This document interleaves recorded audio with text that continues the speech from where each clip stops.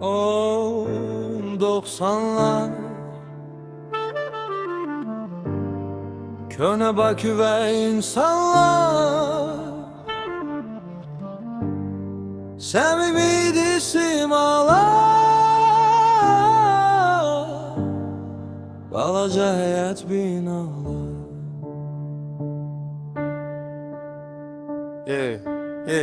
Yeni ve müasir bir cəmiyyətin tam içindəyəm. Məşhur axmaqlarla dolu bir ortam içindəyəm. Bilmirəm ki, kim haqlı, kim düzdür. Ana bala ata hamısı gecəli gündüzlü. Yığışıb telefon başına nəsə həll eləyirlər. Evin içində nə var nə yox çölə bəlli eləyirlər. Hani bəs mentalitet dost adamı dəll eləyirlər. Çıxıblar ekrana qeyrətdən danışırlar çoxu. Bunu da öz üslublarında çox gülməli eləyirlər.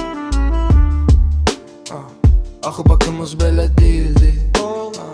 Neler oldu belə dəyişdi. Hələ indi deyirik bu nədir. Gələcəyimiz daha təşvişli.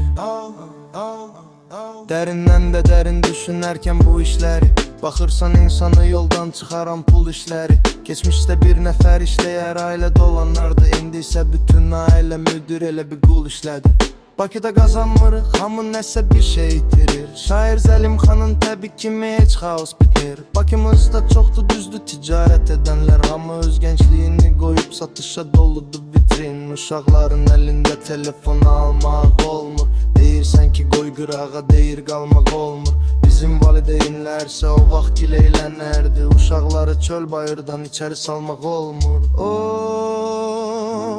90'lar Köne Bakü ve insanlar